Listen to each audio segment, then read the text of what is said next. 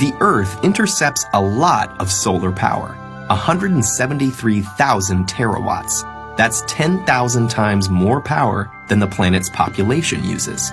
So is it possible that one day the world could be completely reliant on solar energy?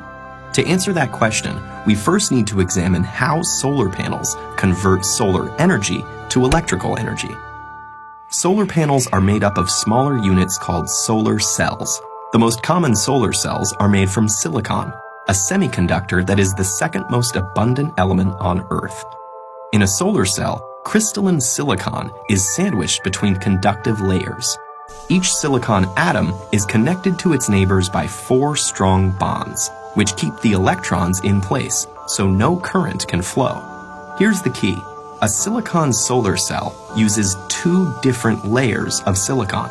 An N-type silicon has extra electrons, and P-type silicon has extra spaces for electrons, called holes. Where the 2 types of silicon meet, electrons can wander across the p-n junction, leaving a positive charge on one side and creating negative charge on the other. You can think of light as the flow of tiny particles called photons shooting out from the sun. When one of these photons strikes the silicon cell with enough energy, it can knock an electron from its bond, leaving a hole.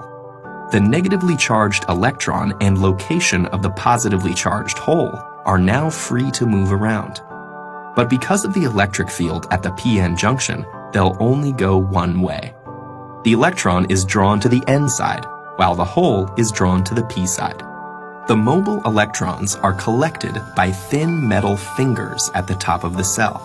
From there, they flow through an external circuit, doing electrical work like powering a light bulb, before returning through the conductive aluminum sheet on the back.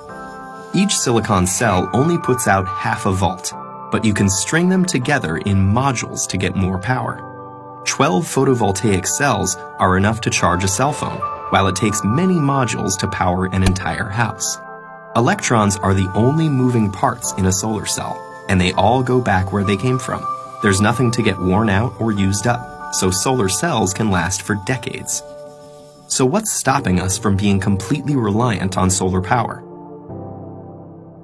There are political factors at play, not to mention businesses that lobby to maintain the status quo.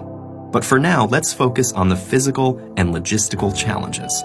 And the most obvious of those is that solar energy is unevenly distributed across the planet. Some areas are sunnier than others. It's also inconsistent.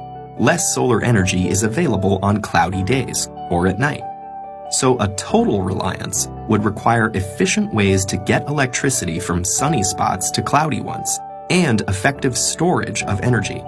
The efficiency of the cell itself is a challenge too. If sunlight is reflected instead of absorbed, or if dislodged electrons fall back into a hole before going through the circuit, that photon's energy is lost.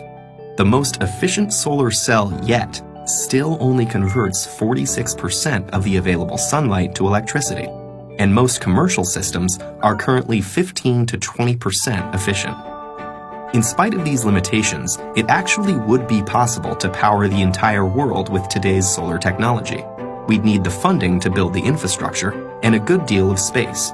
Estimates range from tens to hundreds of thousands of square miles. Which seems like a lot, but the Sahara Desert alone is over 3 million square miles in area. Meanwhile, solar cells are getting better, cheaper, and are competing with electricity from the grid. And innovations like floating solar farms may change the landscape entirely. Thought experiments aside, there's the fact that over 1 billion people don't have access to a reliable electric grid, especially in developing countries, many of which are sunny. So in places like that, solar energy is already much cheaper and safer than available alternatives like kerosene. For, say, Finland or Seattle, though, effective solar energy may still be a little way off.